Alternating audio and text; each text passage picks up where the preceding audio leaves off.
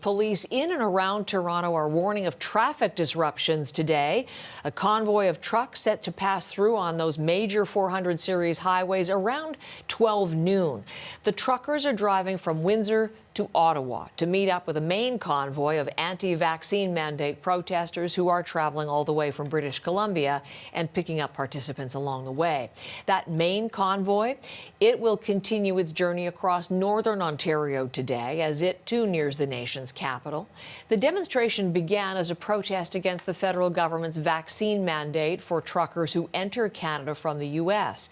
It's grown into a larger movement. The protesters are still calling for that mandate to be dropped, although the U.S. has also banned unvaccinated truckers from entering that country. Police are concerned, though, some of the demonstrators may have different, perhaps more extreme goals, and they are already preparing for this weekend's protest on Parliament Hill. Travis Danraj has more on that. On the road, on a mission, truckers pass through Thunder Bay with sights set on Ottawa, supporters greeting them along the way again. We believe that the mandates, the blanket mandates, go against our human rights. For the first time, the Prime Minister weighed in directly on the convoy, saying 90% of truckers are vaccinated. As for the protesters, small fringe minority of people who are on their way to Ottawa or who are holding unacceptable views that they're expressing do not represent the views of Canadians who have been there for each other. Ottawa police are taking the lead on security Saturday, prepping for thousands to descend on Parliament Hill.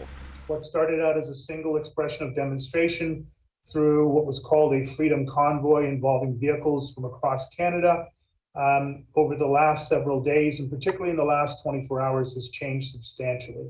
There is increasing concern about violent online rhetoric supporting the convoy, and that those with extreme views are planning on attending.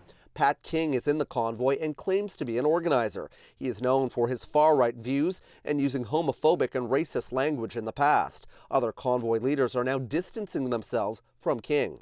100% that it's had to be done due to the PR. It had to be done. It had to. So it is what it is. Anti-hate groups are concerned about what this weekend could bring. There have been enough people who've been posting messages related to the idea that, well, Canada will have our January 6th event. The majority of the people involved in this protest probably want nothing to do with that. NDP leader Jagmeet Singh said in a statement the convoy is dangerous. This after CBC News confirmed his brother-in-law donated $13,000 to the cause. The NDP says it was a mistake and he's now trying to get the money back. In an op-ed just published, Aaron O'Toole says he supports truckers but denounced extremists, urging Canadians to respect each other's right to protest. It's unclear how many protesters will actually show up this weekend or how long they'll stay in Ottawa. But police say no matter the circumstance, they will be ready. RCMP, Parliamentary Protective Service, and also the Ottawa Police are setting up a joint operations center to monitor that main protest and also any possible counter demonstrations that could pop up. Travis Danraj, CBC News, Ottawa. As that convoy from the west approaches Ottawa, another from the east will meet those truckers in the nation's capital. Brett Ruskin was there as the truckers and their supporters converged and set off from Enfield, Nova Scotia.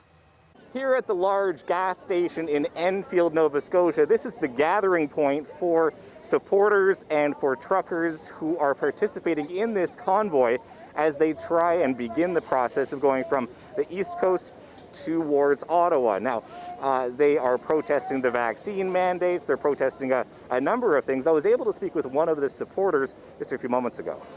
It's putting pressure really on big business and on our governments to slow down, what means something to them, which is, moving commerce. And so it's not known exactly how many trucks will be participating in this convoy, but they do say that they will be keeping to the right-hand lane. They won't be blocking traffic as they continue their journey.